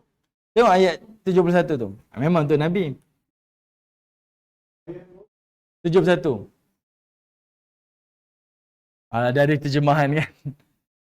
Ishaq tu adalah cucu kepada Ibrahim, anak kepada Ishaq. Okay, Yaqub tu adalah anak kepada Ishaq. Saya nak tengok juga manalah tahu ada orang jawab kan. Yaqub tu adik kepada Ishaq, manalah tahu kan. Nak cerita apa tuan-tuan dekat sini? Nabi Ibrahim AS, kabar gembiranya itu pertama hilang dia punya ketakutan tadi. Dia ingat orang ni datang nak bawa kabar buruk ataupun nak membunuh dia. Tiba-tiba yang datang tu adalah seorang Rasul. Hilang masalah dia. Lalu ditambah lagi iaitu kenikmatan adalah diberitahu kabar gembira, dia akan dikurniakan zuriat. Zuriat tu pula diberitahu, kamu bukan sekadar dapat anak, bahkan diberitahu kamu akan dapat cucu pula namanya Yaqub. Yang itu bertambah-tambah lagi nikmat. Dia tahu dia bakal ada keturunan. Sebab itu Allah sengaja sebut dia ada anak Ishaq dan dia ada anak namanya Yaqub. Awal-awal lagi dia dah bagi tahu dah. Ishaq tak lahir lagi tuan-tuan, tapi dia dah bagi tahu lepas Ishaq ada seorang lagi anak, cucu je bernama Yaqub. Nak beritahu nanti mereka akan ada keturunan daripada ini, dan mereka inilah yang akan meneruskan yang membawa keturunan daripada kalangan nabi. Inilah nabi-nabi yang akan menjadi keturunan kepada Ibrahim alaihi salam. Okey, tuan-tuan dirahmati Allah. Kalau tuan-tuan baca tafsir, mungkin yang menonton di Zoom ni baca tafsir, tuan-tuan akan tengok Ibnu Katsir bawa satu riwayat pandangan daripada ahlul kitab. Ahlul kitab dia berbeza pandangan. Dia kata apa? Nabi yang disembelih oleh Ibrahim itu bukan Nabi Ismail, tetapi adalah Nabi Ishaq. Dia kata yang disembelih itu ada Nabi Ishaq. Jadi ayat ini menafikan pandangan ahli kitab. Kenapa? Sebab kalau Nabi Ishaq yang disembelih, kenapa Allah Ta'ala sebut dia ada anak namanya Yaqub? Berarti Ishaq itu dikekalkan. Sebab Ishaq tu jadi berita gembira kepada Ibrahim. Takkanlah Allah beri berita gembira pada Rasulnya, tiba-tiba berita gembira itu juga yang Allah ambil. Mustahil lah tuan-tuan. Jadi sebab itu, Ibnu Katsir kata apa? Inilah yang menjadi dalil yang paling sahih sekali, yang nak disembelih itu adalah Ismail. Sebab Ishak telah dijamin dia akan hidup dan dia akan ada anak yang bernama Yaqub. Okey, itu antaralah. Sebab itu kalau tuan-tuan baca tafsir dia akan sebut benda tu. Okey, sebab ahli kitab berpegang Ishak yang akan disembelih oleh Ibrahim alaihi salam. Okey, tuan-tuan yang dirahmati Allah Subhanahu wa taala. Dekat sini ada satu pengajaran. Kalau kita dapat cucu ataupun kita dapat anak, tuan-tuan, doa orang tua ni dia tak terhenti pada anak tu ataupun pada bayi tu. Tetapi doa kita perlu dilanjutkan sampai ke keturunannya. Kalau kita doakan, ya Allah berkatilah baby ni, sampai tu je. Tak, tuan-tuan, panjangkan lagi. Berkatilah baby ni dan berkatilah keturunan baby ni. Kenapa, tuan-tuan? Sebab kita umat Islam diajar untuk sentiasa berfikiran lebih jauh lagi.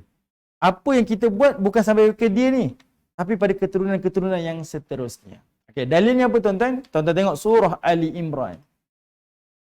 Surah Ali Imran, surah yang ketiga, ayat 36. Surah ketiga, ayat 36.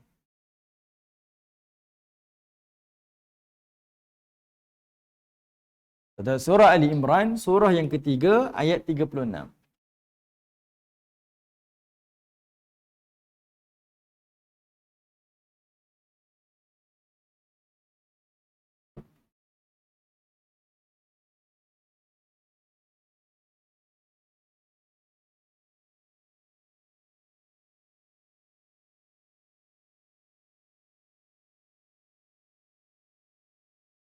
Dapat?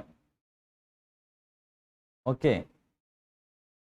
Tak keluar teks Quran ya, tak apa. Okey.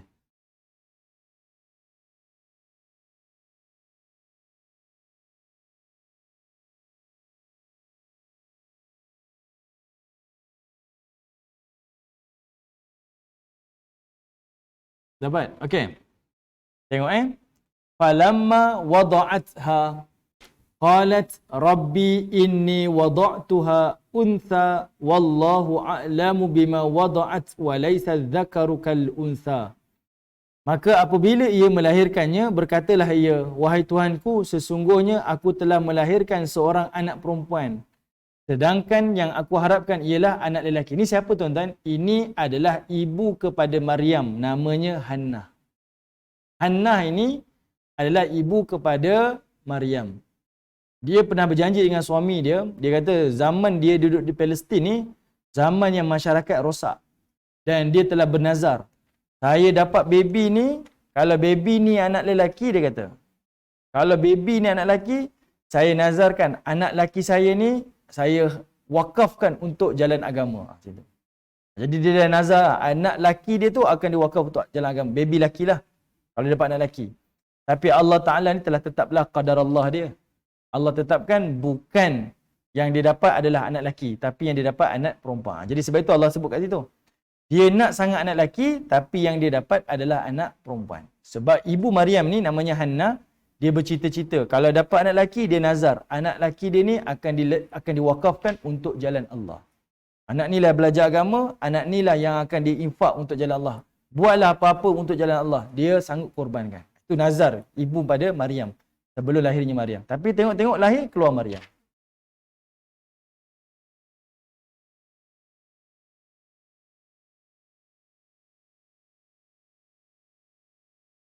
Oh, saya tak pasti. Ada macam tu dia buat. Mungkinlah sebab dia mencontohi yang macam tu. Mungkinlah dia mencontohi macam tu. Yang ortodok, yang ada mungkinlah kan. Yang saya tak pernah dengar. Oh, ada juga kan. Mungkin sebab tu lah. Sebab memang ibu dia ni bercita-cita nak dapat anak lelaki, dia nazar anak lelaki ni dia nak infak untuk jalan agama. Sebab zaman tu di Palestin mereka hidup dalam keadaan banyak kerosakan lah. Okey. Kemudian tengok-tengok dapat anak perempuan. Saya suka sebut kat sini, tuan-tuan.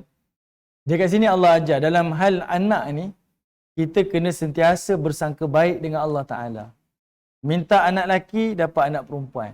Minta anak perempuan, dapat anak lelaki. Kadang nak sangat anak, tak dapat anak. Tak nak anak, dapat anak. Macam-macam style. Sebab kita tahu ketetapan itu adalah daripada Allah. Dan kita tak boleh urus pun. Okay? Sebab itu bila cerita tentang keluarga Imran ni, Ni salah satu cerita dia, iaitu sentiasa bersangka baik, berdamai dengan takdir yang Allah telah tetapkan. Okey. Jadi tuan-tuan, lalu dia kata apa? Wa inni sammaituha. Bila dia dapat anak tu, Hannah ni ibu Maryam, dia kata apa? Aku namakan anak ini Maryam. Sebab anak ni perempuan, aku namakan anak ini dengan nama Maryam. Wa inni u'idzuha bika. Dan aku melindungi anak ni dengan pemeliharaanmu, wahai Allah. Aku minta engkau lindungilah anak ni, bayi ni. Wa zuriyataha. Tengok. Ibu dia sebut, Maryam ni kecil, baby lagi. Kau lindungi baby ni Maryam, dan kau lindungilah zuriat Maryam. Tuan-tuan tengok, itu menunjukkan kepada kita, sebagai ibu bapa ni tuan-tuan, dia ajarkan dalam agama ni, kalau kita doakan si anak ni atau bayi ni, bukan sampai dia je, tapi juga kepada keturunan-keturunan dia. Sama macam Ibrahim tadi tu. Dia bukan sekadar dimaklumkan tentang Ishak, tapi dah dimaklumkan tentang cucunya yang bernama Yaqub. Ishak tak lahir lagi tuan-tuan, baru nak mengandung. Tapi dia sebut dah, nanti kamu dapat Ishak dan kamu akan dapat cucu yang namanya Yaqub. Jadi kita macam tu tuan-tuan, berfikiran jauh. Maksudnya apa? Apa sahaja yang kita buat dalam keluarga ni, apa sahaja kita berfikir tuan-tuan, jangan terhenti sampai kita anak kita, tapi biar lanjutkan. Lanjutkan jauh lagi. Kalau dalam konteks yang lebih umum lah. Kalau kita berniaga. Kita berniaga, saya nak ada hidup selesa, anak dapat hidup selesa. Tak, panjangkan lagi. Kalau boleh, kita mati tinggalkan legasi.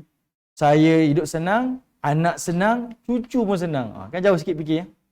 Cucu, keturunan saya boleh makan rezeki saya ni, jauh lagi. Kita telah membina satu empire untuk keluarga kita. Macam itulah lebih kurang.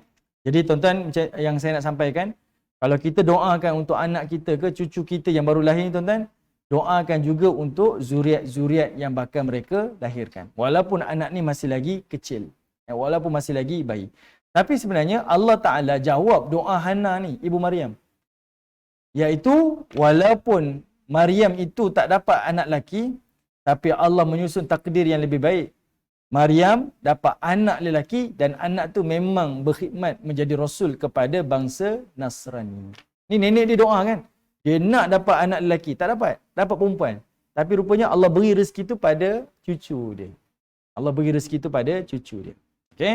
Itu antaralah dalil nak tunjukkan kepada kita keutamaan lah bila berdoa untuk anak ni, jangan berhenti pada anak saja, tapi jauh sikit sampai ke cucu dan keturunan-keturunan mereka. Okey, baik, kita berhentilah tuan-tuan pada ayat 71. Nanti kita akan tengok lagi pada ayat-ayat yang berikutnya. Wallahu taala a'lam. Terima kasih semua. Assalamualaikum warahmatullahi wabarakatuh.